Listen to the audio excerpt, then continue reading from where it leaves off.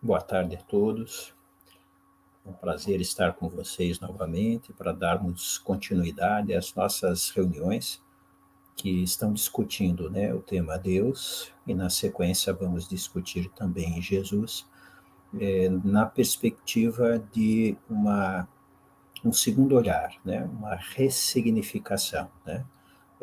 São oportunidades que nós temos de avaliarmos quanto podemos mudar desses conceitos que a gente tem considerado como princípios e fundamentos, e ao mesmo tempo tentarmos alcançar quais as implicações, que desdobramentos acabam vindo dessa perspectiva nova.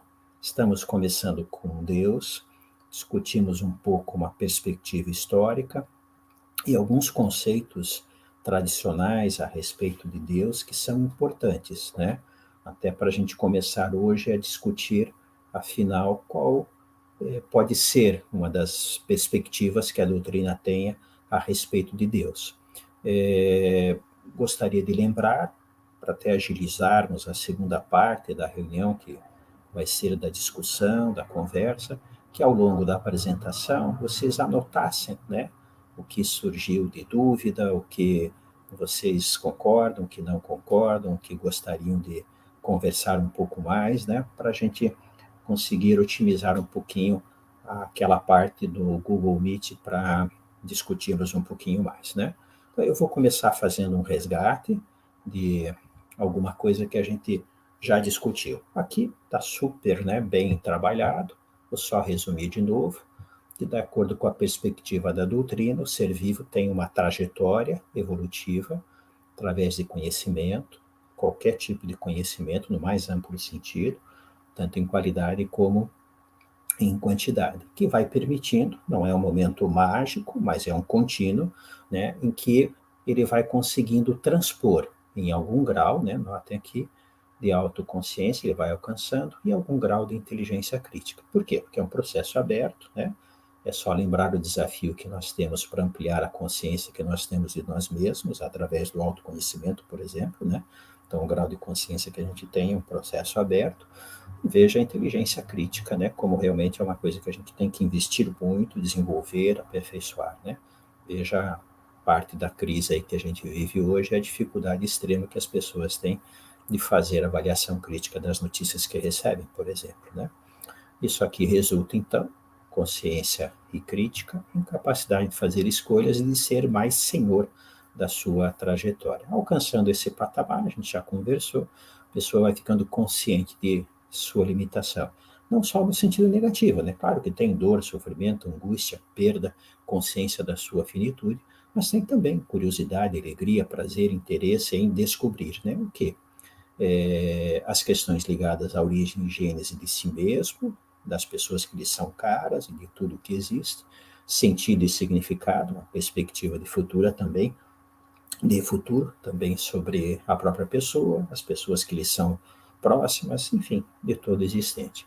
E é claro, na medida que ele tem uma ideia, e isso não é uma ideia clara, nem abstrata, Ela vem mudando ao longo do tempo com características mágicas, místicas, racionais, enfim, Uma diversidade imensa, e a pessoa vai determinando a forma de viver, Vai dando um norte às suas escolhas e vai determinando ações e comportamento.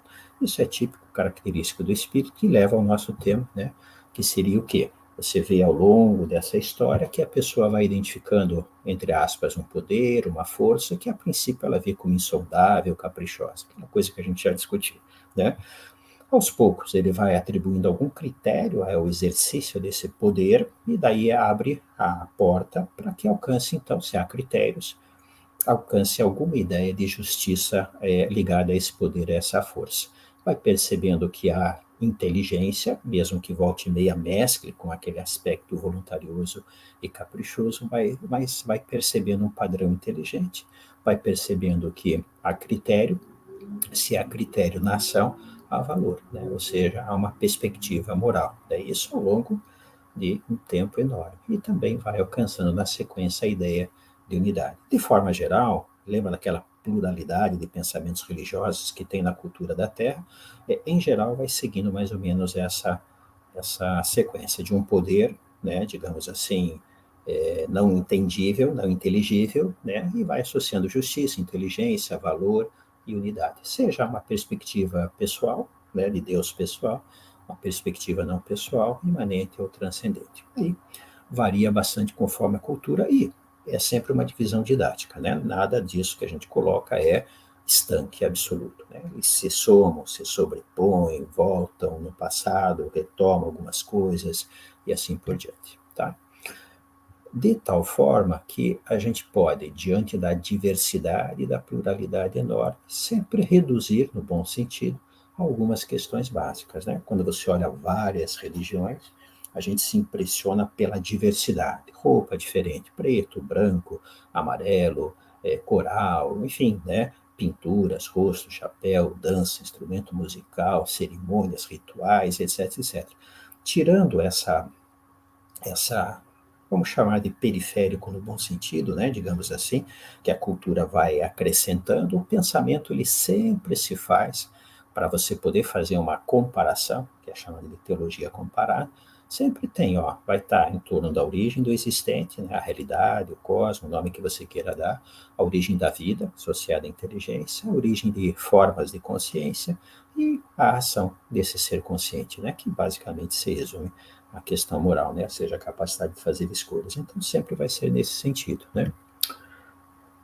Destacando isso que a gente já conversou, já discutiu, né, que para nós, para a doutrina, esse acesso ao conhecimento a Deus é sempre uma razão positiva, né, é a razão e a experiência construindo de forma gradativa a compreensão do que Deus é, né, soma todo o acervo do espírito, soma todo o conhecimento subjetivo que ele tem, soma a sua avaliação crítica e soma as experiências concretas que ele já teve e que ele está tendo. E sempre dessa forma, né? Eu acho que isso aqui ajuda muito a entender as coisas. Nós temos, no sentido eslético, o alcance de núcleos de verdade e que a gente tem condições de burilar, ampliar e, fazendo a ressignificação, ampliar esse entendimento que a gente tem, né, sobre Deus.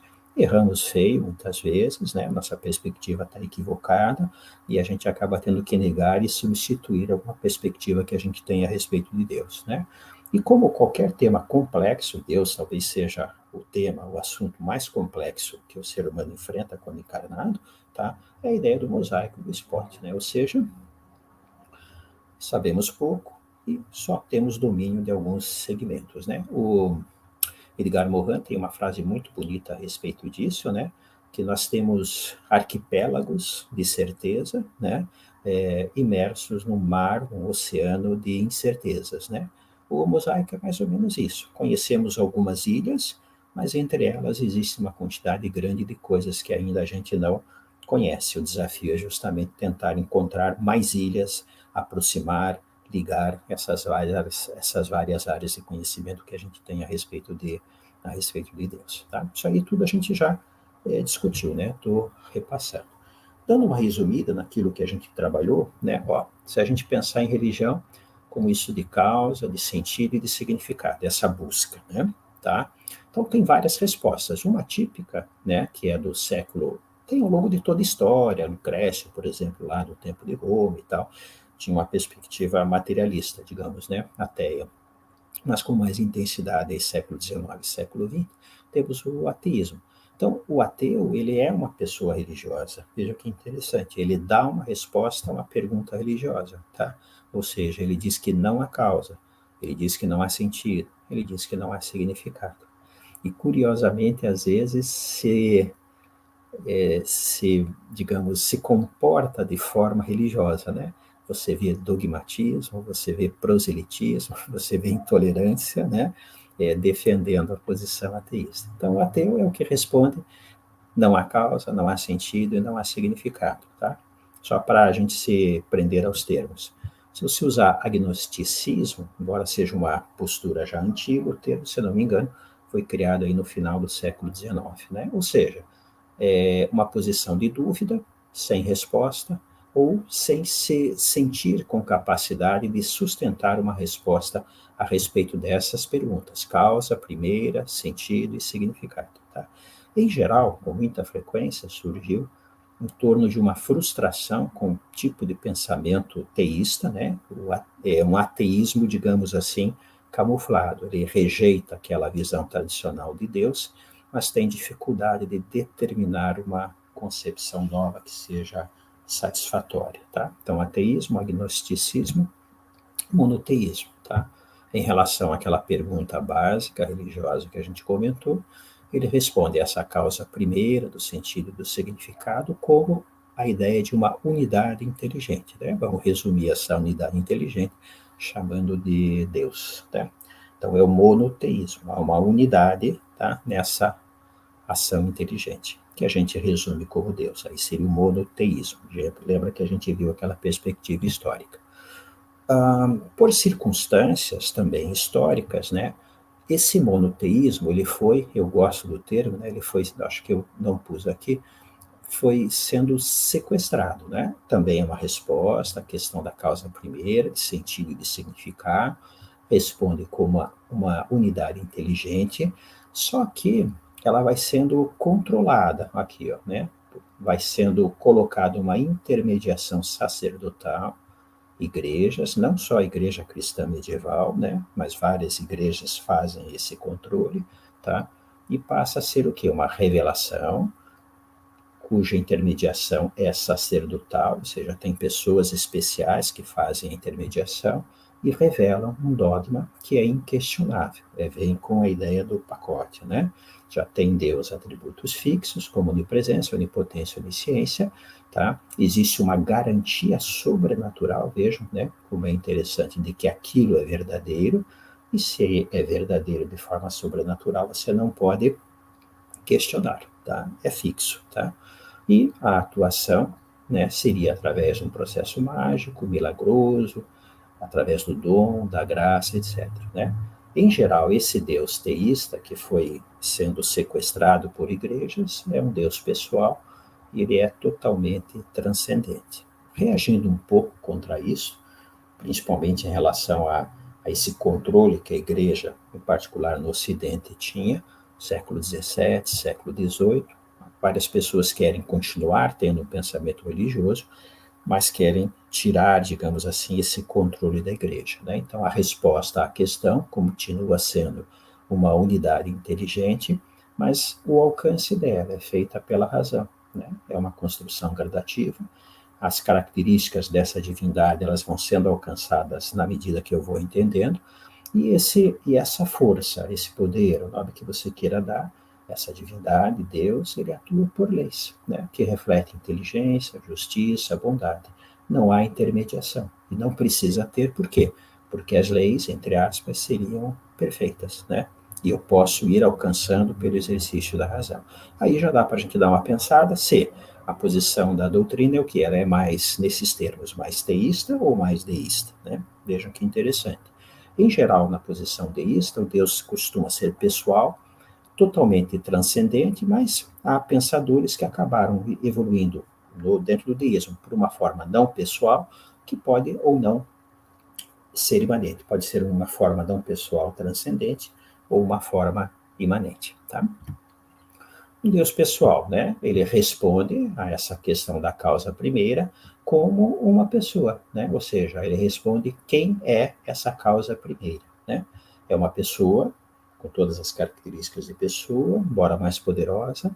O maior poder, o maior atributo é justamente a eternidade e a imortalidade, mas ainda defende uma relação pessoal, né? Com o existente. A divindade pessoa teria uma relação com o existente pessoal. E o amor de Deus seria uma relação pessoal, Deus com alguém em particular daí, tá?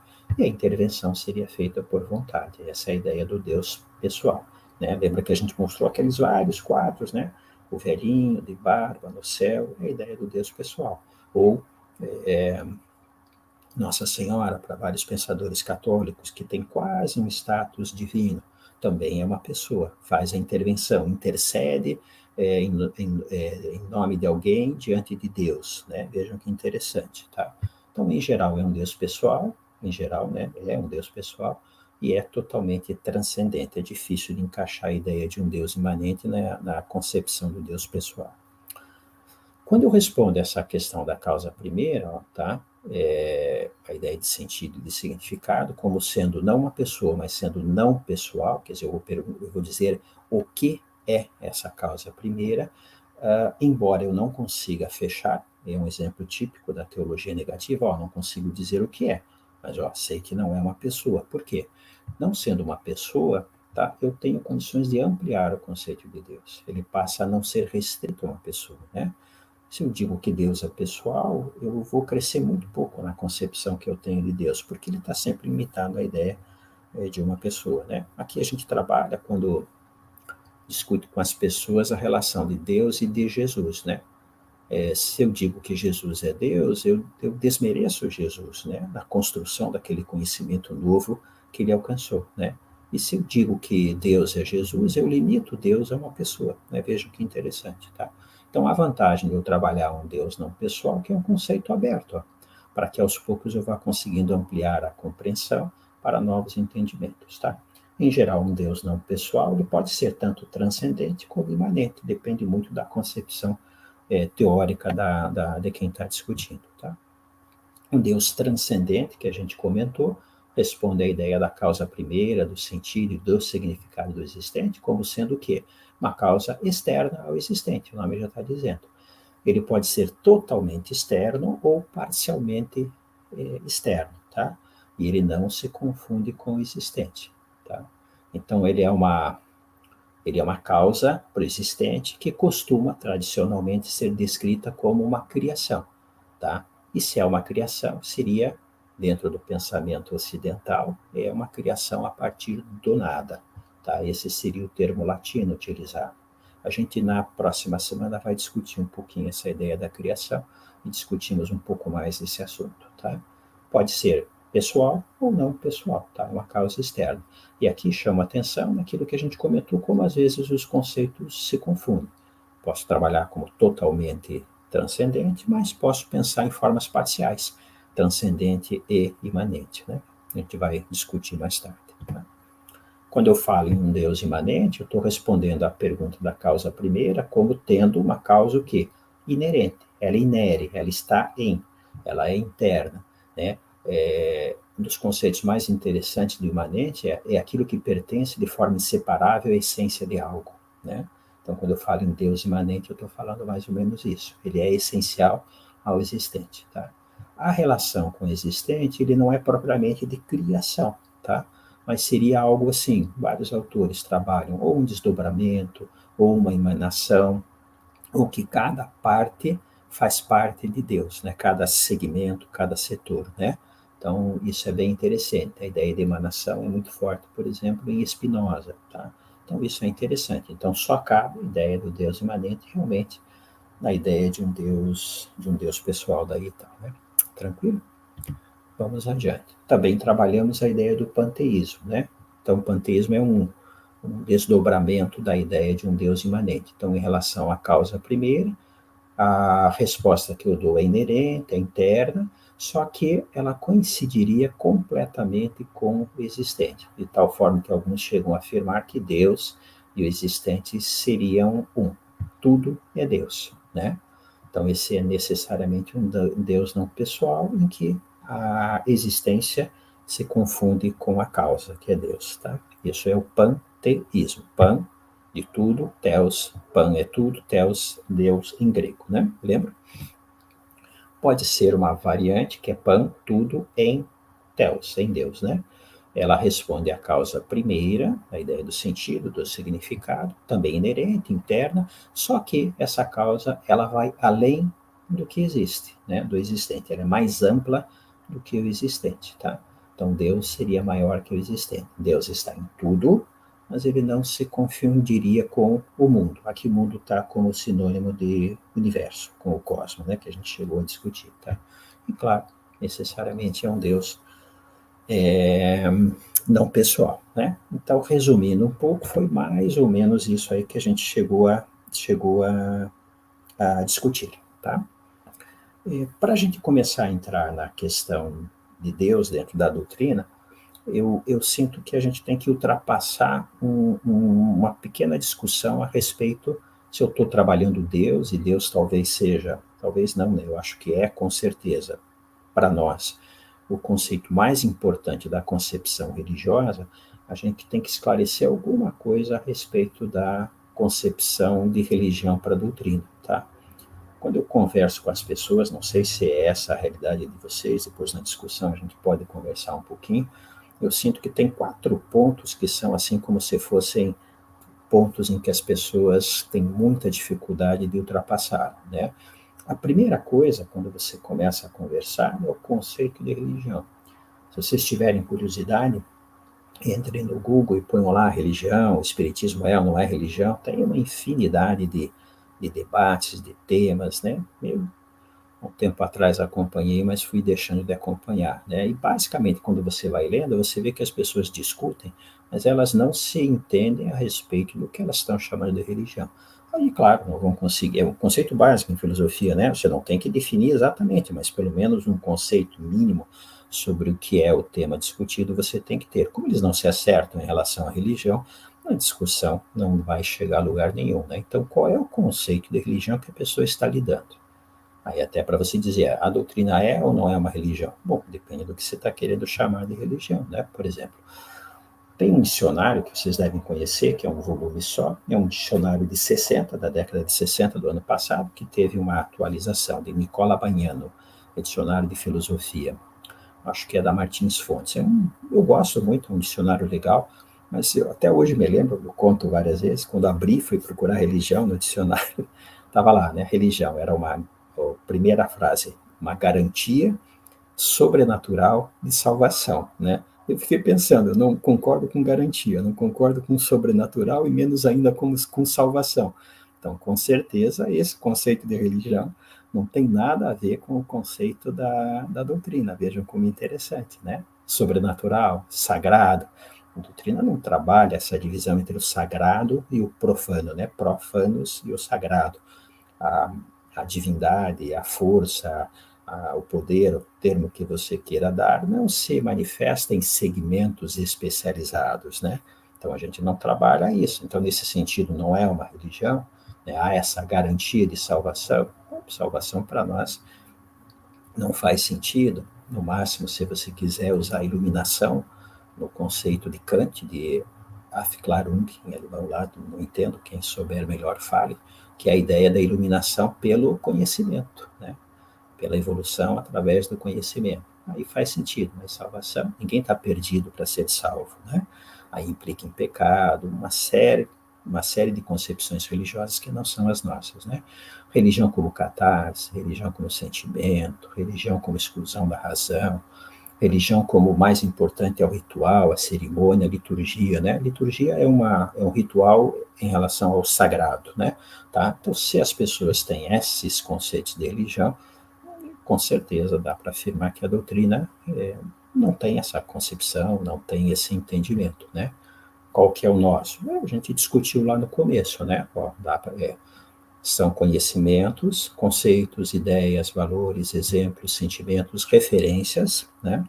Que são construídas através das experiências, das vivências, das convivências da pessoa dentro do grupo na qual ela está encarnada, que enfrenta questões, está enfrentando questões concretas, né? Desafios imensos, o tempo todo, dia a dia, sobre o significado da sua existência e das outras pessoas, da vida, sobre de onde ela vem, qual a causa de tudo e, principalmente, como ela deve se comportar, como ela deve viver diante do entendimento que ela tem, enfrentando aquela situação concreta, né? Então, veja um desafio concreto que a gente tem no dia a dia, né? Em relação às situações que o país está vivendo, em relação à situação que o mundo está vivendo. Então, esses desafios concretos exigem uma resposta, pensamento, linguagem, ação, comportamento, em torno do significado, do sentido que eu entendo que as coisas têm. Então, para nós, é nesse sentido que a doutrina ela é uma religião. Veja como muda a perspectiva. Então, é importante tentar fechar um pouquinho o foco, né? O, o segundo ponto que eu vejo que tem muita confusão e muita dificuldade é que, principalmente para nós, a massa crítica média é católica, etc., conhecimento religioso, eles têm essa ideia que é um conhecimento, entre aspas, especial. Mas conhecimento é conhecimento, é sempre do sujeito. Não há um conhecimento especial dentro da religião, diferente do conhecimento que há em ciência ou que há em filosofia, né? Mas alguns têm a ideia de que o conhecimento em religião é algo absoluto, é algo acabado, definitivo, certo, completo, capaz de responder a tudo e que vem revelado de fora para dentro. E que algumas religiões dão garantias sobrenaturais, lembra que a gente trabalhou, de verdade. Então é inquestionável. Se é inquestionável, meu ponto de vista não pode sofrer crítica. Isso capacita que eu faça diálogo com qualquer outra pessoa. Só que para nós, né, conhecimento religioso, volto lá, ó, é o conhecimento que a cultura da terra humana foi acumulando sobre a origem, a gênese, o sentido, o significado, a razão, o propósito, os valores, a ação e o comportamento que expressem essa compreensão com que características? É sempre construído, é sempre evolutivo, é sempre criticável, aperfeiçoável, parcial, provisório, limitado, possível. Né? Ela pode ser esse conceito, esse conhecimento mantido, somado, ampliado, substituído, abandonado. Por quê? Porque é uma interpretação aberta que permite novas sínteses, a realização de novas sínteses à medida que o conhecimento das pessoas envolvidas se amplia. Então, nesse sentido, é que a doutrina entende conhecimento religioso. Por isso que ela trabalha a unidade do conhecimento. O conhecimento é um só, por questões históricas e didáticas, eu divido em religioso, filosófico, científico e assim por diante. Tá? Que conhecimento? Qualquer, subjetivo, objetivo. Na realidade, se um dia vocês quiserem, a gente conversa, todo conhecimento é subjetivo. Ele começa no sujeito do conhecimento. Tá? Na medida que ele pode ser compartilhado, avaliado, cotejado por outros, ele tem aspectos de objetividade. Né? Um exemplo típico é eu conheço o meu amor e o meu afeto pela minha esposa, por exemplo. Isso é um sentimento, um conhecimento subjetivo, tá? Os outros podem avaliar esse sentimento, esse conhecimento de afeto que eu tenho pelo meu comportamento objetivo, né? O carinho, a forma de estar junto, etc, né? Então essa divisão é importante que seja feita. Que conhecimento? No senso comum, que é o nosso conhecimento prático, do que tradicionalmente é chamado de religião, o que é historicamente chamado de filosofia, né? Uma das melhores sínteses que o conhecimento em filosofia é uma reflexão crítica sistemática que busca coerência e consistência e que assume o desdobramento lógico dessas posições críticas que foram assumidas sobre qualquer coisa que seja interessante, né? O conhecimento em ciência, que tem as mesmas características da filosofia, mas que envolvem questões em que podem ser determinadas, decididas, avaliadas, refutadas ou não, através da observação ou através da experimentação. Tá? Não esquecendo que conhecimento sempre é uma relação que se estabelece de consciência entre um sujeito e algum objeto que seja do seu interesse. Né? Posso enfatizar o sujeito, daí chamo isso mais de conhecimento subjetivo, ou posso enfatizar mais o objeto, e chamo isso de conhecimento objetivo. Mas é uma mescla dos dois. Se eu não tiver objeto, é só fantasia do sujeito. E se eu tiver só objeto, não tenho conhecimento, pois ele não está presente, ele não se torna presente a alguma consciência daí. Né? Tá? Tranquilo? E um terceiro ponto, que eu acho que é o mais difícil, o mais importante, que a gente tem que reiterar e está sempre enfatizando, turma, é que para a doutrina, claramente, tá, religião e igreja são coisas diferentes. E as pessoas têm uma dificuldade imensa em fazer a separação, principalmente porque elas acham que igreja e religião é a mesma coisa e que a sua igreja é toda a religião, é toda a verdade religiosa que existe, né? Veja a dificuldade. Então, com certeza, a doutrina não é e não tem qualquer pretensão de ser igreja, tá? Embora tenha uma posição de religião naquele conceito que eu passei, acho que 2 ou 3 slides atrás. Né? Então, elas têm dificuldade em separar e delimitar religião e igreja. Então, ele pega todo o conhecimento religioso e diz que está numa igreja. E o pior, né, está sempre na minha igreja. A minha igreja é que sabe, né? Então, eu dou sempre um exemplo, né? Não sei, vocês estão doentes, vocês vão em tal hospital, no ambulatório, etc., né? É algo semelhante ao dizer ou afirmar que toda a saúde, todo o conhecimento de saúde está naquele hospital, ou todo o conhecimento de saúde está naquele posto ou unidade de atendimento. Então, quando as pessoas fazem essa confusão em relação à religião e igreja, é o que elas estão dizendo. Tá? Mas igreja é só uma unidade concreta do social. E vejam, por ironia, ela pode operar conhecimento religioso, tá? Mas historicamente, quantas vezes a gente vê que elas não operam conhecimento religioso, são só estruturas de poder, quando não fazem a negação, né? Quantas igrejas participaram de guerras, né? É a negação da operação do conhecimento religioso, tá? A ideia do monopólio, né? A minha igreja tem um monopólio, é a verdadeira e é a única que opera o processo religioso, as outras não, né? E sem vir à minha igreja, as pessoas não podem alcançar Deus. Tá? Isso está muito presente, bloqueia qualquer diálogo, né? Eu lembro desse Papa, não o atual, o anterior, o Ratzinger, né? Ele fazendo um diálogo interreligioso que era bem próximo, acho que era uma igreja ortodoxa, né? Ele no final afirma que não, conversamos e tal, mas em última análise o caminho verdadeiro é a minha igreja, né? Bom, aí não há diálogo que seja possível daí e tal, né? Tá? Tranquilo? Então isso é muito importante que a gente tenha em mente, tá? Como é que surge a ideia de igreja? Historicamente, tá? Com a agricultura e a domesticação animal, cerca de 12 mil anos mais ou menos, começam a surgir vilas, né? Pequenos povoados, etc. Com isso, começa a ocorrer especialização de função. Uma das especializações são pessoas que operam o conhecimento religioso. Não de imediato, mas aos poucos, né, esse grupo de operadores do conhecimento, de especialistas, entre aspas, eles começam a tentar dizer que a sua é a interpretação correta. E eles chamam de orto é correto, né? Orto, doxa é opinião, ortodoxia é a opinião correta, né? E começam a dizer que a deles é definitiva, exclusiva, única e cristalizam através de um dogma. Por quê? Passa a ser controle, né? Passo a ter poder sobre os outros se eu faço a intermediação do conhecimento religioso, né?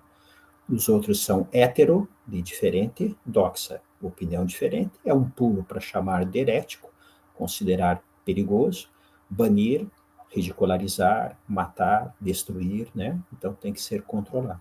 Se eu controlo o conhecimento religioso, eu afasto as pessoas, né? Elas vão se distanciando do entendimento, da construção do conhecimento religioso, e a adesão acaba sendo só formal. Por isso que surge o ritual, a liturgia, o sacramento, feito em um espaço sagrado, controlado pela classe sacerdotal, né?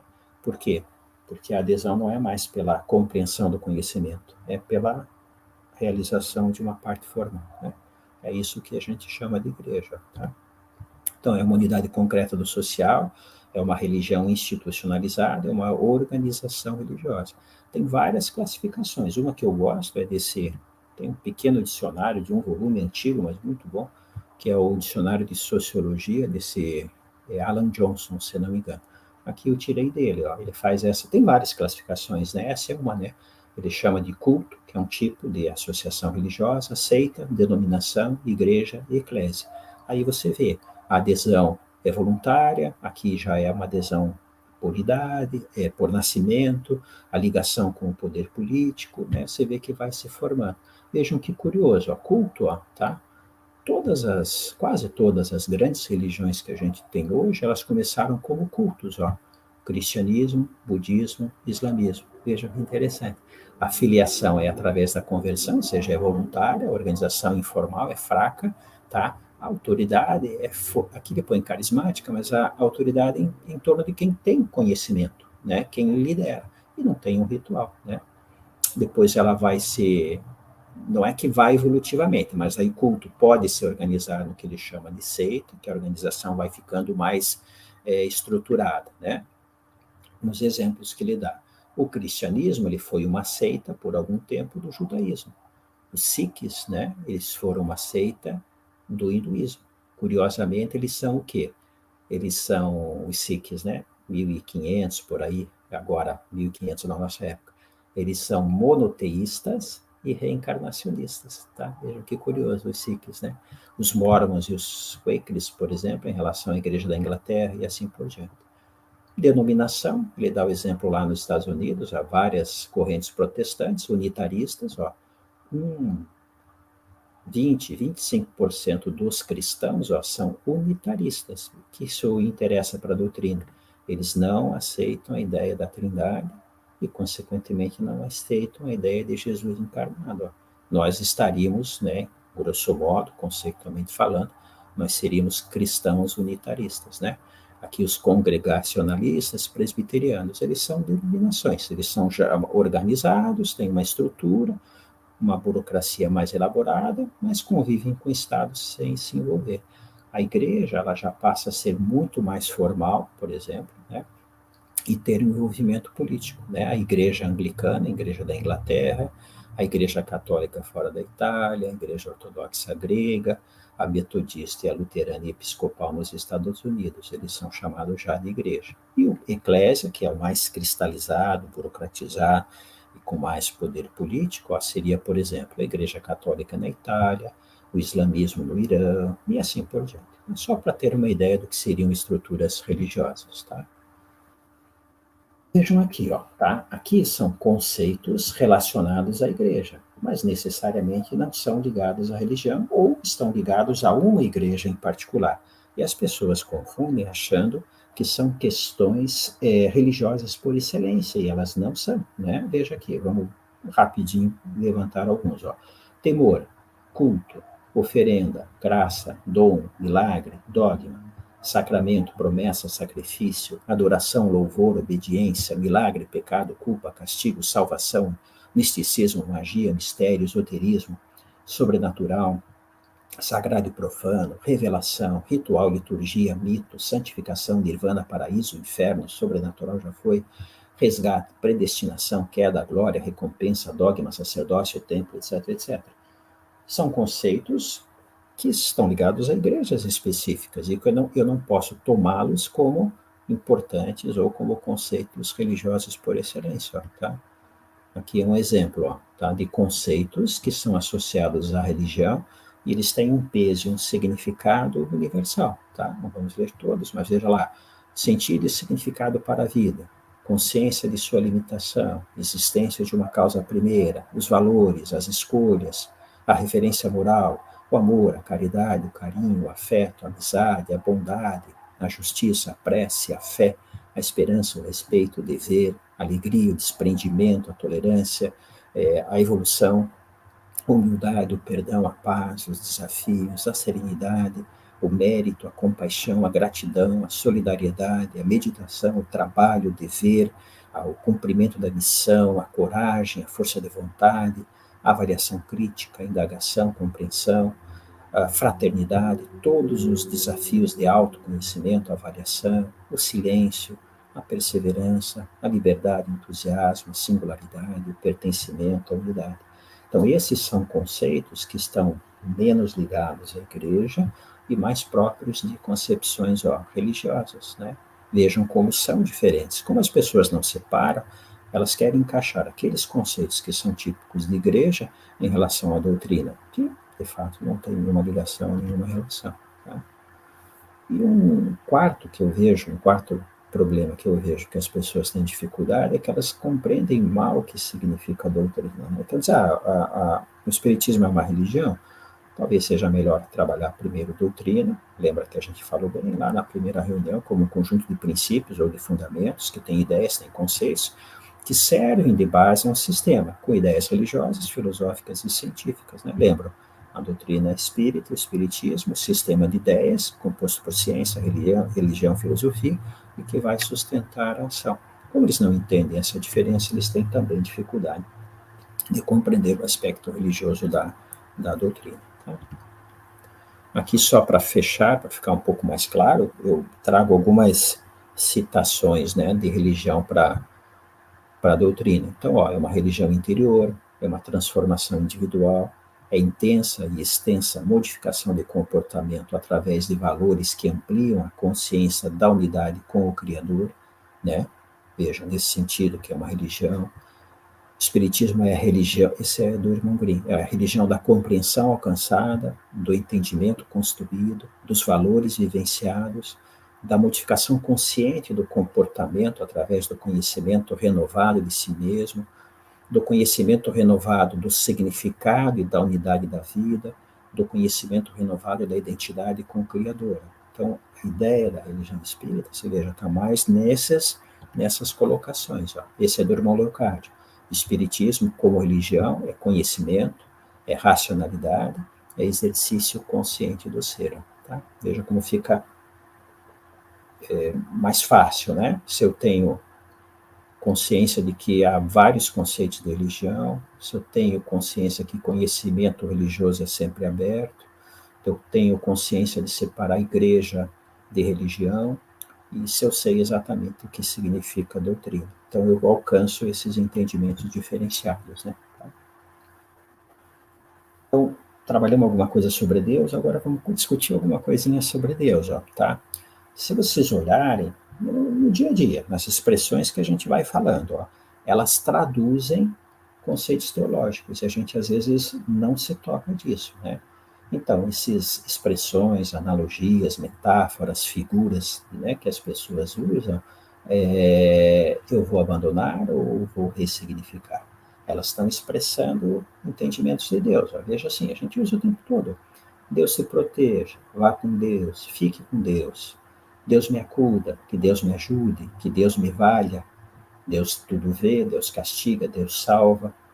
Deus, que Deus te abençoe, Deus me livre, se Deus quiser, se for a vontade de Deus, pedir a Deus, Deus me pague ou te pague, adorar Deus, temer Deus, cultuar Deus, né? Então são expressões, né, que estão presentes, ó, Deus vê só pode ser uma pessoa que vê, a mão de Deus, porque tem mão, né? Então veja o que você vai vendo, Deus te proteja, Deus pode me proteger? Todos não somos filhos de Deus, né? Ele protege a todos por igual, então ele não protege ninguém de forma especial, né? Como é que eu posso ir com Deus se Deus sempre está, né? Como é que eu posso ficar com Deus se Deus também sempre está? Ele pode me acudir, ele vem e faz a intercessão. Veja que interessante, né? Então a gente tem que discutir. Posso pedir o que mudando o conceito de Deus, a gente vai discutir na semana que vem, faz sentido pedir. O irmão Leocádio tem uma mensagem linda sobre isso, né? O que faz sentido pedir a Deus, né? É, interessante, Deus paga, não pune, não castiga, não paga. Importa para ele a adoração, etc, etc, né? Discutindo esses temas numa reunião, né? A pessoa disse, mas como? Minha mãe sempre fala, né? Que Deus te proteja, meu filho, né? E é uma expressão profunda de sentimento, uma expressão profunda de afeto da mãe pelo filho, mas ela diz pouco a respeito de Deus, né? Ela te quer tão bem que ela quer que alguma coisa de especial sempre esteja acontecendo com você, mas não é a ação de Deus, traduz mais o afeto profundo da mãe, né? Ou de alguém que está comentando alguma coisa. Então a gente usa uma série de expressões sobre Deus que tem traduções teológicas e a gente acaba às vezes não se tocando, né, das implicações, né? Então alguns vale a pena manter, né? Não vão uma vez discutindo, né, o pessoal disse assim, então estamos como espírita proibido de usar essas expressões. Eu disse, não, pelo amor de Deus, senhor, mas não é isso, né? O pessoal falou, Deus te proteja. Está na linguagem, né? Outro dia eu me toquei e disse, nossa, como nossa? De onde veio nossa? Né? Você vê, faz parte da cultura, da linguagem, né? Enfim, né? Não é para fazer patrulhamento a respeito das expressões que as pessoas usam sobre Deus, né? Mas é só para entender, né? Para melhorar, né? Ó, e a gente já tem outras expressões, analogias e metáforas que são interessantes, né? Eu gosto de várias delas e acho que elas podem ser ressignificadas, ó, né? Ó, Deus como pai, como mãe, Deus como amor, como justiça, como bondade, verdade, força, energia, poder, né? Você sabe que Deus não é isso, né? Deus é pai. Puxa, numa estrutura em que patriarcal, por exemplo, o pai é um profundo exemplo de alguém que cuida, né? De alguém que gera, então é a causa da minha existência, e ao mesmo tempo de alguém que cuida, que é justo, né? Deus como mãe, de alguém que gera, mas que é alguém que cuida, que protege, que tem carinho, né? Mas é claro que Deus não é um pai, Deus não é uma mãe. Mas a nossa cultura, marcada pelo aspecto biológico e cultural, né, são formas de entender um pouco melhor. Deus é amor, o amor apresenta Deus, torna Deus presente a nós. A justiça, a bondade, a verdade torna Deus presente a nós, claro, sem dúvida nenhuma. Mas Deus não se reduz ao amor, não se reduz à justiça, à bondade, à verdade. Né? Força e energia eu posso usar de uma forma figurada, mas hoje, como a evolução da física, força e energia são coisas, não digo materiais, né, porque é um conceito lá do século XIX, mas são questões físicas, né, do mundo físico, né, e assim por diante. Tá? Então veja que são expressões que estão presentes e que o nosso desafio é fazer algum grau de ressignificação quando a gente for usar. Né? Tem seu valor, tem seu peso, são muito bonitas, são poéticas, né? Fala em Deus como verdade, Deus como bondade, Deus como justiça, como amor, para alguém que está precisando, né? Deus como mãe, Deus como pai, é um conceito profundo que fica presente na pessoa que está enfrentando um momento difícil, que às vezes a gente tem que atender, né? Mas que a gente tem a ideia de que por trás eu posso evoluir, ressignificar e trabalhar entendimentos novos, entendimentos diferenciados, né? Então, tentando assim resumir um pouquinho, para a gente começar a discutir um pouco mais lá na próxima semana, né? Ó, do entendimento doutrinário. Eu gosto de dividir dizendo assim, olha, tem dois aspectos gerais, né, que são pontos básicos que são essenciais no entendimento que a doutrina tem a respeito de Deus. E é importante que a gente tenha essa ideia, né? Para nós, Deus é sempre um conceito aberto, construído, evolutivo, através da avaliação crítica de cada pessoa e de sua cultura, em função dos seus acervos, né? Ou seja, para nós, para a doutrina, Deus é o conceito dentro da concepção religiosa mais importante, mas ao mesmo tempo ele está sempre aberto, tá?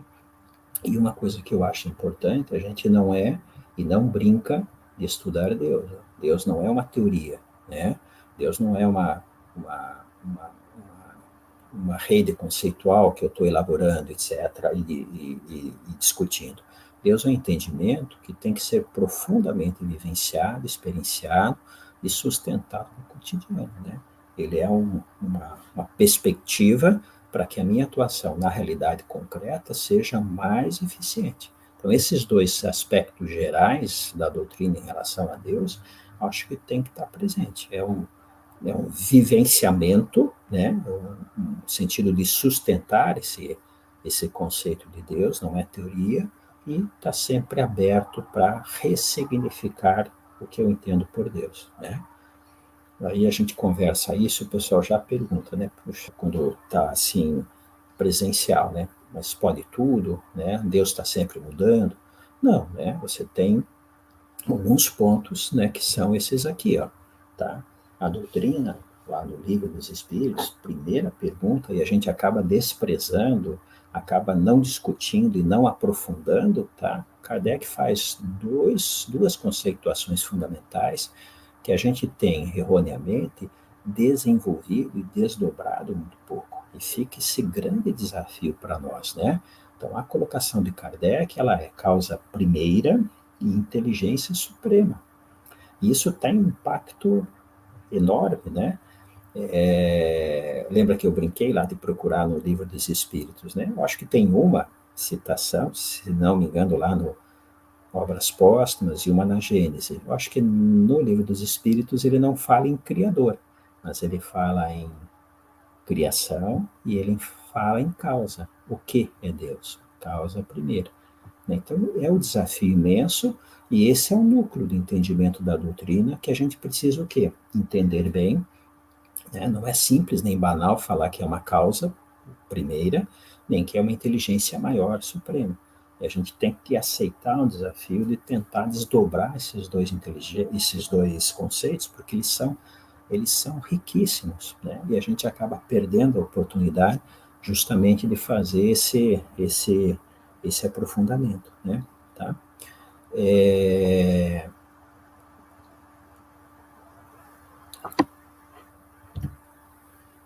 e não há um núcleo, lembra que eu falei lá, né, do conhecimento e que você alcança núcleo. para a doutrina, há dois aspectos muito claros do núcleo do entendimento sobre Deus, né? Que eu acho, assim, que são muito importantes, que a gente tem que ter em mente, né? Então, um deles é que Deus é uma unidade indissociável entre a causa primeira, o Criador, e tudo que existe, né? E o amor é a expressão dessa unidade. Então, isso eu acho que é uma coisa fortíssima quando a doutrina ela faz e trabalha a ideia de Deus. Claro que você sempre está aberto naquela ideia do conceito aberto, de estar sempre revisitando o que é causa. O que é causa primeira, o que é criador, o que é amor. Você sempre está revisitando. Né? O que é unidade? Está sempre revisitando. Mas é o núcleo que você já alcançou. E o segundo, que eu acho que também é fundamental, que quando a doutrina trabalha Deus, ela está trabalhando com muita intensidade, sentido, significado, razão, propósito da existência de cada um e da existência do todo, que é a totalidade, de tudo que existe, né? E de cada parte que compõe o todo. Claro que o tempo todo eu estou ressignificando, né? Qual é o sentido, qual é o significado, naquela ideia, né? Significado o conceito, o conteúdo, e sentido é a ideia da direção. Então, eu tenho um núcleo, o entendimento doutrinário sobre Deus, que envolve esses dois aspectos: a unidade da causa com o existente, expressa através do amor, e o sentido, o significado, a razão, o propósito de todo existente. Se ele é causado, se ele é criado, o existente, ele é vetorizado, né? Então tem o sentido, tem o significado. Não é direcionado, não é finalista, não vai se caminhar para um ponto só. Isso a gente pode discutir depois.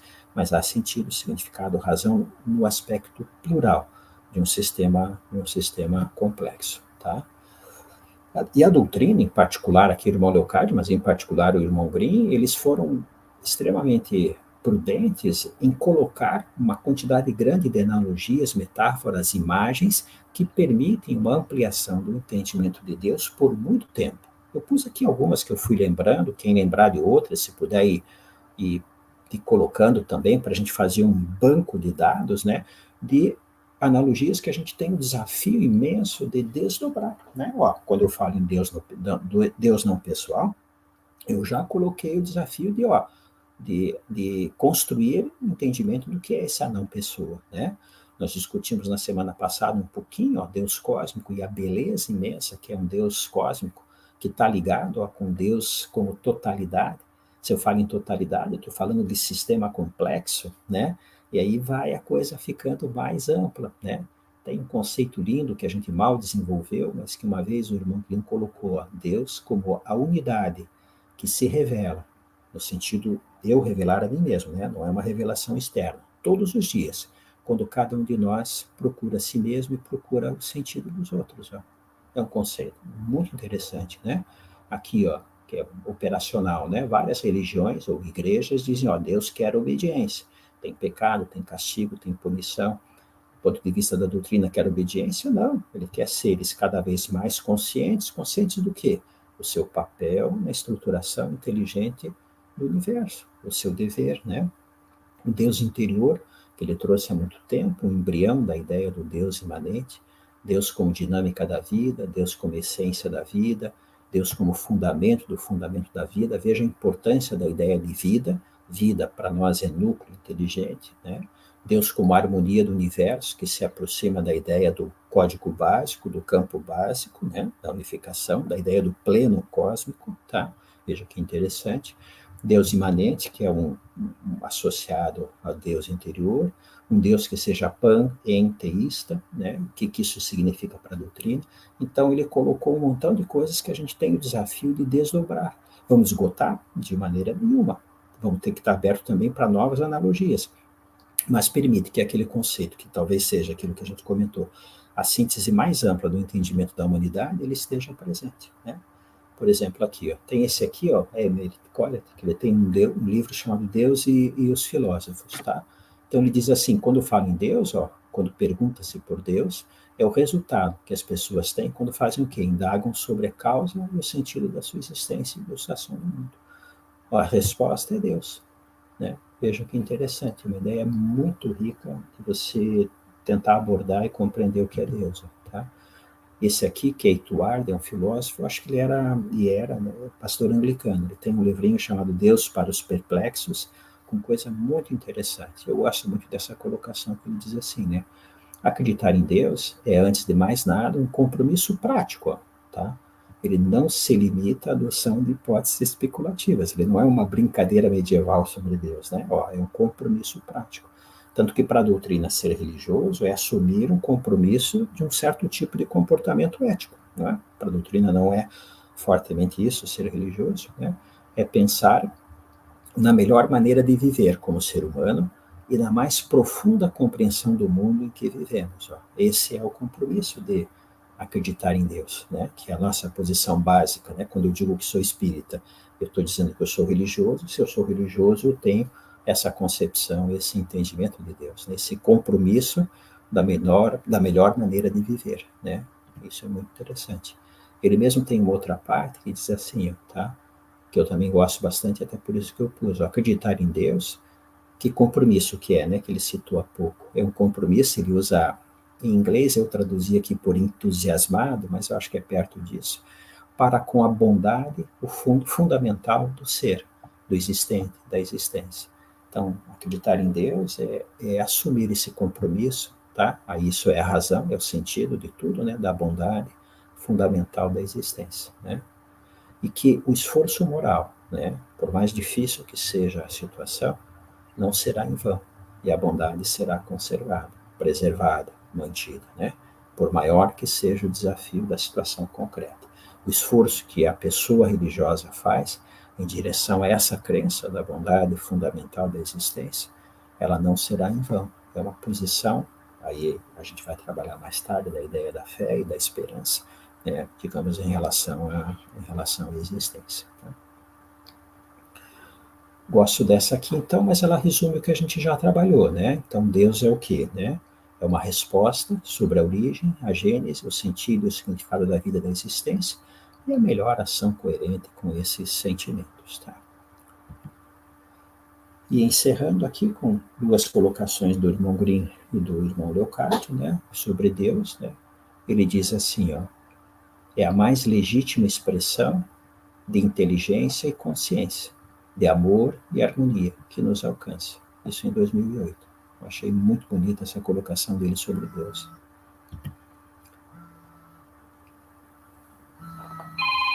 E aqui também o resumo do entendimento, do irmão Green novamente. Né? O que é Deus? É o fundamento da verdade. Novamente a ideia do fundamento, desafio para a gente desdobrar o que é fundamento. É o suporte da evolução, é a dignidade da vida, é a força do amor. Não é o amor, é a força do amor. Isso aqui, ó, é a totalidade, mas sem se corporificar. Veja que interessante, o desafio quando eu trabalho em sistema complexo, totalidade.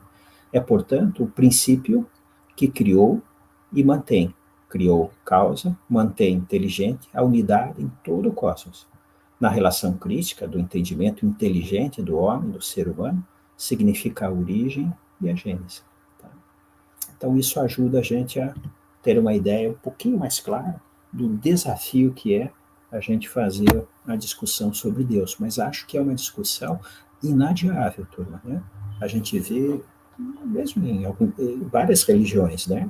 Em várias igrejas, sendo mais específico, e às vezes dentro da própria doutrina, um pouco de receio de discutir Deus, quando talvez seja complexo, difícil, mas talvez seja o conceito mais rico da gente tentar desdobrar. Por quê? A gente vai, havendo tempo, discutindo nas próximas reuniões o impacto, né? Se eu mudo Deus, o conceito que eu tenho de Deus, é uma reação em cadeia que você não tem como deter. Ele vai determinando mudança do entendimento de tudo. Muda a ideia de espírito, a ideia de livre-arbítrio, a ideia de moral, a ideia de mediunidade, a ideia de reencarnação, a ideia de bem, de mal, de liberdade, de conhecimento, vai mudando tudo. Então é importante sempre estar aceitando esse desafio de fazer a ressignificação do conceito de Deus. Né? Feito, pessoal. Muito obrigado aí pela paciência. Espero que tenha ajudado, né, a resumir um pouquinho o que a gente trabalhou. e, ao mesmo tempo, fazer algumas colocações gerais, iniciais, e sem nenhuma pretensão de esgotar esse tema complexo que é Deus, mas permite que a gente tenha alguns elementos para aceitar esse desafio de discutir Deus sem sair do nada, saindo de uma base conceitual mínima, para a gente fazer com que seja um conceito cada vez mais operacional, né?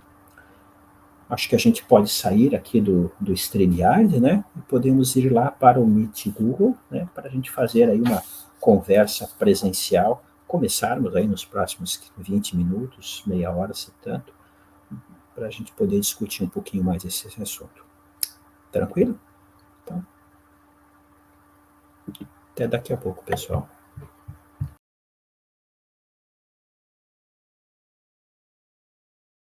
Obrigado, turma. Fique à vontade aí, quiserem comentar. Rosângela. Professor Mário, queria perguntar uma coisa para chamá-lo de você. Não sei se você chegou a ver, se você lembra, o Joel escreveu um artigo há muito tempo atrás para o jornal, que era O Espiritismo e a Religião, Sim. Você chegou a ver? Bem interessante, Sim, não sei se ainda tem, mas é muito bom esse artigo, né, que ele escreveu. Ele não saiu sobre... no Documentos, no jornal Documentos? Eu acho que saiu, né? Eu acho que é anterior o documento. Anterior? É anterior. É bem... Foi logo no começo, quando eles começaram a publicar esse jornal. Eu queria, assim, perguntar, às vezes eu fico, assim, pensando, né, e me questionando, por que a igreja, né, conseguiu deturpar tanto aqueles ensinamentos de Jesus, né? Quando a igreja foi formatada, realmente formada, né, como religião, institucionalizada como religião, por que foi tão deturpado os conhecimentos de Jesus? Será que, não sei se é uma pergunta, assim, uma reflexão, será que nós, né, nós, no modo geral, né, damos sustentação para que esses espíritos venham e façam essa deturpação tão grande? E a gente vê até hoje, né, que a religião não é uma crítica, assim, no sentido destrutivo, mas a religião católica, né, coloca coisas, assim, que são pesadas, né? E ao longo da história teve processos muito difíceis, né? Como a gente sabe da Inquisição e outras questões de mandar para fogueira, enfim, todas essas restrições que eles colocaram. Então isso assim, eu fico assim, você fica assim até se pensando, né? Tão chateada de ver tanta deturpação dos ensinamentos de Jesus. Eu acho que tem que pensar Obrigada. assim, nada. Eu acho que é assim, eu acho que é uma questão de mentalidade de massa crítica, né? Se der tempo, aí tem que ver um pouquinho como é que vai ser o andamento, a gente pode fazer uma atividade que a gente vê uma linha geral histórica do cristianismo. E é muito interessante. Na realidade, a igreja ela vai sendo uma construção que ocorre em torno de 300 a 400 anos depois de Cristo, na medida que algumas pessoas vão se envolvendo diretamente no controle do império, né? Tem um cara chamado Constantino, em torno de 300 e pouquinho mais ou menos, muito esperto. Ele vê que tem uma reserva moral naquele grupo cristão, que era pequeno, mas ele faz a cooptação desse grupo para o império, né? E ao longo de 300 até 400, um pouquinho antes de 400, 380, 390, quando vira a religião oficial do Império Romano. Mas aí você já diluiu a mentalidade. Lembra da ideia da eclésia e da igreja, daquela unidade concreta? Você acabou tendo envolvimento político. Os bispos passaram a ter poder político, tinham que controlar a divergência e o pensamento criativo das outras pessoas, tá? Então, toda a civilização ocidental, ela se desenvolveu em torno do pensamento judaico, parte do pensamento romano e grego, dessa soma, tá? E depois do cristianismo. Então, bem ou mal, eu sou otimista e esperançoso, a gente está melhor do que a gente já foi, mas a gente ainda está distante do que a gente poderia ser em relação ao pensamento. Concordo com você, às vezes é frustrante, houve né? um atraso, né? Houve com certeza. Tem uma história linda, assim, em termos de briga, no sentido conceitual, que é entre Agostinho e Pelágio, por exemplo. Se um dia tiver tempo, a gente comenta um pouquinho mais. Agostinho, apesar de brilhante, preocupado em fortalecer o poderio da igreja, né? E daí ele vai dizendo que tem pecado original, né? Ele vai dizendo que a salvação ela não é feita pelas obras, ela tem que ser feita em função da intermediação da estrutura sacerdotal, e perseguindo um outro monge chamado Pelágio e seus seguidores que diziam, não tem nada disso, né? entre aspas, você vai ser salvo pelo teu comportamento moral e assim por diante. Então você vê que essa briga entre a questão do poder político, temporal, digamos assim, em detrimento da questão religiosa, ela permeia toda a história do cristianismo. Volta e meia vem pessoas assim brilhantes que dão esse respiro, né? Veja Francisco de Assis, né? 1200, 1300 por aí mais ou menos, né? Ele dá um respiro, ele traz uma mensagem nova, mas antes dele desencarnar, Inocêncio III já abafa, vira uma ordem, a pobreza é só para vocês que são franciscanos, né? Muito habilmente muda, mas muda pouquinho. Por quê? Porque a nossa mentalidade, ela muda devagar, né? Com certeza. Mas eu acho que o desafio nosso, né, como pessoa religiosa, é sustentar um conjunto de valores diferenciados, né? Nós temos que ser aí o agenciador do social. Nós temos que sustentar o novo. Nossos valores, na medida do possível, a nossa capacidade, tem que ser valores espirituais. A gente tem que fazer o possível no dia a dia para sustentar, para ser uma referência, um valor moral. O que no cristianismo era pequeno e era sincero, que eram poucas pessoas de fato tocadas pelo valor profundo da mensagem de Jesus, na medida que vira uma religião do império, todos aderem, porque politicamente é interessante. O que você tem? Uma diluição brutal da compreensão, do entendimento e dos valores morais sustentáveis, né? Passa a ficar muito próximo da média, né? Mas assim, é um pequeno núcleo que devagar eu acho que vai fazendo a transformação. Câmbio? Obrigada. Nada. Mais alguma pergunta?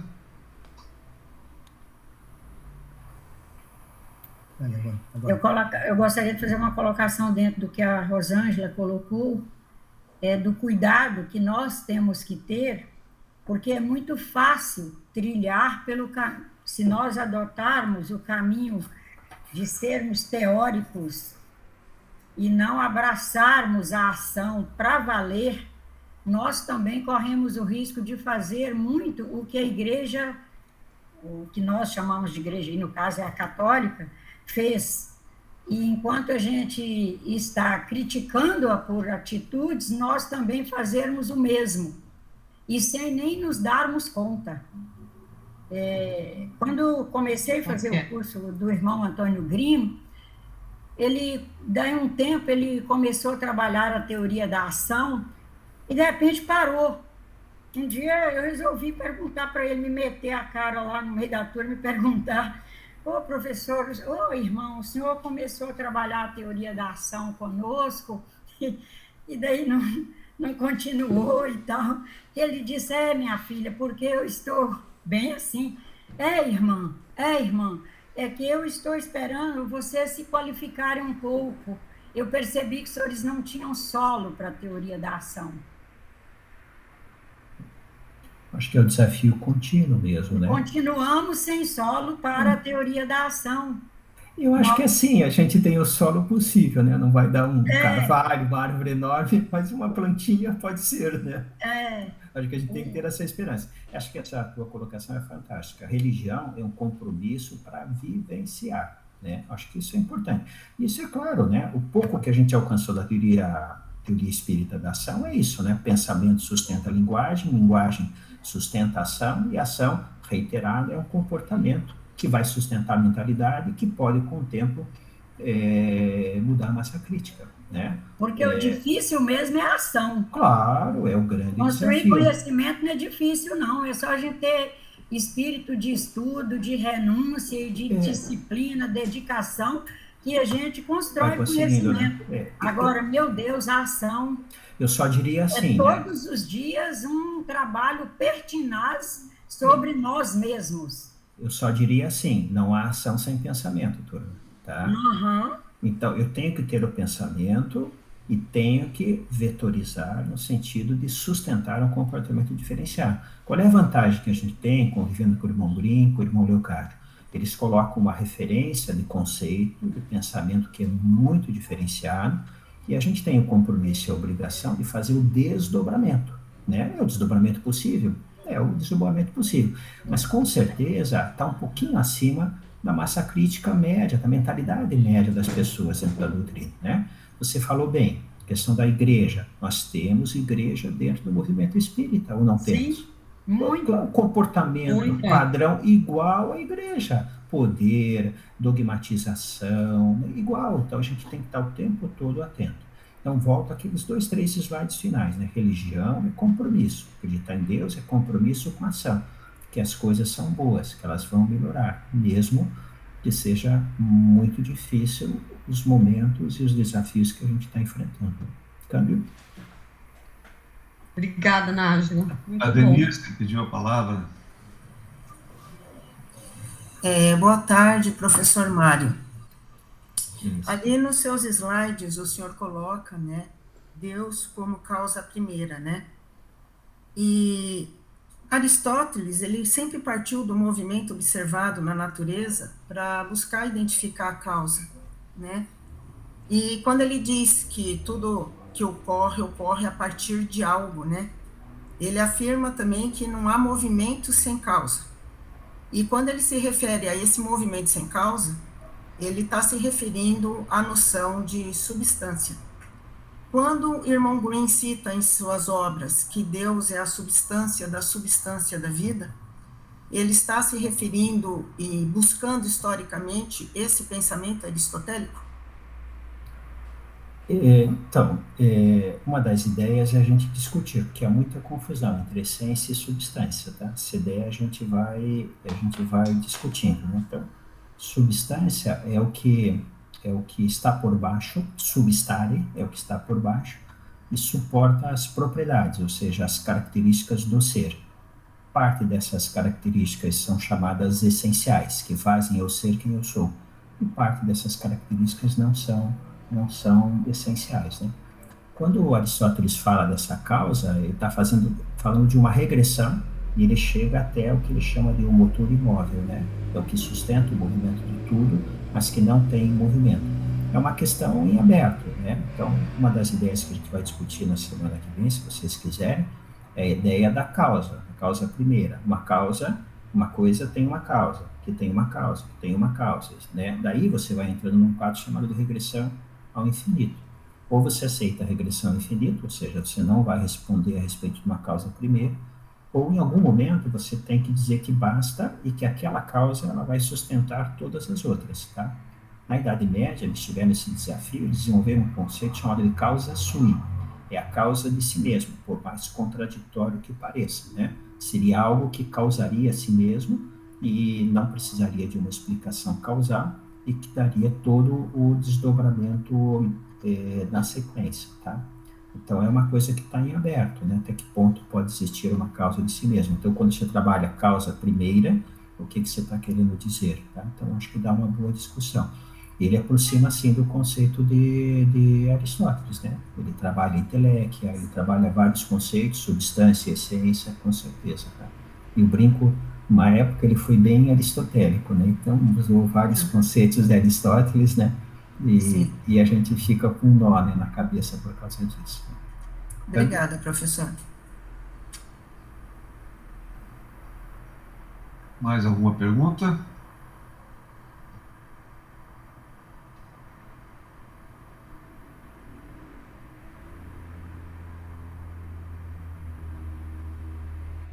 Enquanto o pessoal pensa, Mário, deixa eu só fazer um comentário para você comentar, né? Eu vi que você, em várias passagens, você cita o existente. Deus em relação ao existente. Talvez algumas pessoas que estão participando do curso não estejam familiarizadas com o conceito que nós trabalhamos do existente que o irmão Green nos trouxe. Você poderia só dar uma pincelada nesse conceito? Então, tem vários entendimentos, né? Mas do irmão Green, que ele trabalha, né, é o existente revelado, o existente em trânsito e o existente em repouso, né? Isso em relação a uma cultura e em relação a cada um de nós, com relação ao nosso acervo, né? O existente revelado é aquele conjunto de conhecimento que eu estou operando aqui e agora, né? Em trânsito é o que os desafios, as situações concretas que eu estou vivendo estão exigindo, e eu faço o trânsito, eu faço o movimento para fazer a operação nesses conceitos, né? Então, é basicamente esse sentido, o entendimento que ele acaba trabalhando, né? O revelado, o trânsito e o movimento que vai tendo. Com certeza, você tem uma quantidade grande de acervo que ele não está operacional. Então, volta aquilo que a gente comentou lá bem no início, né? Parte do desafio, quando a gente fala em autoconhecimento, é permitir esse acesso a esse conjunto de valores, etc., que podem estar presentes e que podem estar sustentando a ação. Quando eu pego o conceito de existente e aplico ao universo, tá? Daí eu posso trabalhar alguma coisa parecida nesse sentido, ao conjunto de tudo que existe, tá?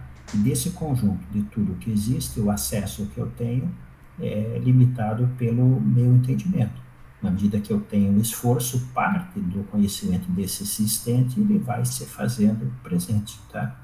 E tem uma quantidade do existente que está presente, que atua, que tem efeito, que eu interajo de forma, às vezes, até sem compreender claramente o que está acontecendo, né? Não sei se era isso que você estava se referindo, Rui, fique à vontade aí para complementar, por favor. Era isso mesmo. Enquanto você falava, eu estava aqui pensando, talvez algumas pessoas não estejam familiarizadas com o conceito.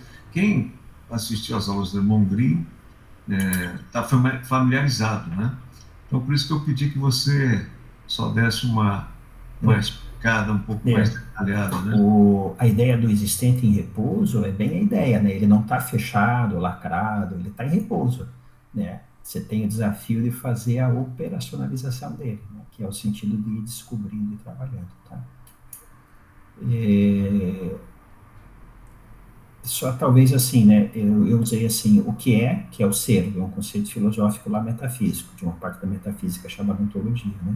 A existência, né, digamos assim, e o existente. Então tem uma pequena relação e uma pequena diferença conceitual, câmbio.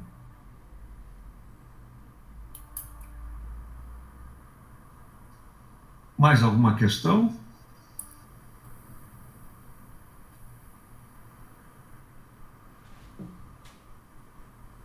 O professor foi tão claro, explicou tão bem, que eu acho que realmente eu não tenho o que perguntar, pelo menos nesse momento. Parabéns, professor. Obrigado pela explanação. Eu que agradeço, João. Vale aquilo, né? A gente vai pensando e a gente vai começando a ver os furos. Eu acho que isso é bom. Daí a gente discute na próxima semana. Sempre tem. E aquilo? Né? O que você falou aquilo? Né? Tem a ver com Aristóteles, com quem? Né? Enfim, tá? Se vocês quiserem, eu não tinha pensado em trabalhar aí essência e substância, mas se quiserem eu trago alguma coisa e fiquem bem à vontade. Eu estou brincando agora, eu posso pensar. Brincando, e o Rui também é testemunha. O irmão Green, eu acho que ele não tem nenhuma posição filosófica dos nossos pensadores. Se você olha toda a obra dele, um tempo ele falou de Sócrates, outro tempo ele falou de Aristóteles, depois de Nietzsche, depois do pós-moderno francês, né? E de Heidegger. Então, ele tem essa capacidade de transitar e olhar esses vários pensadores e trazer as ideias que ele acha que são significativas, né? O ser em si, por exemplo, daí pega Sartre. Então, ele consegue transitar. Então, se você olha ali ao longo das décadas em que ele fez a aula, ele aborda vários pensadores, né? O Rui acompanhou, lembra um tempo que ele estimulava Piaget, a gente leu Piaget, eu acho que a gente sabe Piaget um montão. Um tempo ele trabalhou Pietro Baldi, eu nem tem uma posição filosófica, mas peguem algumas coisas que são interessantes ali e tragam, nesse sentido, né? Um tempo fizemos um seminário sobre o discurso do método do Descartes, foi antes de falarem mal do Descartes, mas a gente fez um seminário sobre Descartes, interessantíssimo. Então o irmão Green, ele transita sobre esses vários pensadores, mas ele dá sempre um colorido dele, né? Ele nunca concorda exatamente, tanto que ele diz assim, é a ideia, mas não é exatamente a ideia que eu estou trazendo. Serve de base, mas a gente tem que contextualizar e tentar entender em que sentido, né, ele está utilizando esses conceitos dos vários filósofos aí e tal. Tá? Só para esclarecer, que o Mário falou, antes de se falar mal de Descartes, né? Na verdade... Antes do ponto de mutação, desculpe, antes do Capra.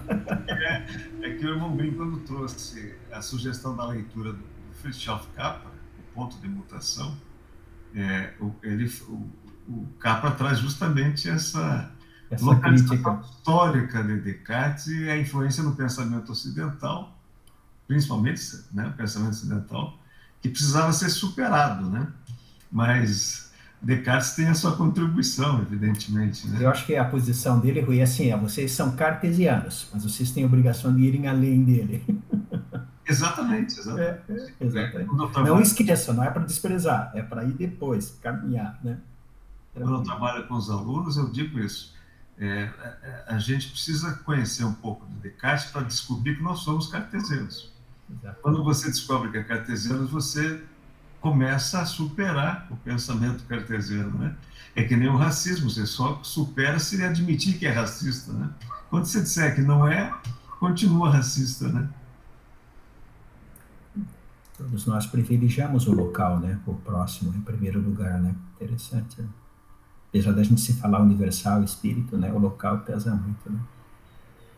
A Márcia pediu a palavra, Márcia? Essas religiões, elas fazem um aprisionamento do sujeito. Então, essa colocação que o professor fez, que algumas casas espíritas fazem exatamente isso, né? Elas trabalham em algum espírito incomodando você. Isso tudo é um aprisionamento do sujeito, tem que ter muito cuidado. E a SBE, de tudo que eu conheço, é a única que não faz isso. É aquela verdade que liberta, é o conhecimento que liberta. Então, por isso que eu fiquei encantada quando eu li o Antônio Grimm a primeira vez. E eu agradeço muito de participar desse grupo, de ter feito as aulas do Antônio Grimm. Isso foi um upgrade na nossa vida. Então, tem que agradecer muito a SBA. Então, não tem mais perguntas, penso eu. Se quiser só fazer só reforçar, né? Então, obrigado aí pela paciência. Peço, se vocês puderem revisarem as anotações, tiverem algum comentário, questionamento, vão mandando ou preparem, e daí a gente pode comentar e discutir na próxima semana, né? Mas eu acho que fica esse desafio, né? Deus é um desafio imenso, vale a pena enfrentar sem medo, porque realmente as consequências, os desdobramentos são muito positivos, por menor que seja o avanço. Cada passo no entendimento diferenciado de Deus tem uma implicação imensa em toda na nossa vida, né? Obrigado a todos. Obrigado a todos. Obrigado, Mário. A todos. Um abraço. Final de semana. Um abraço a todos.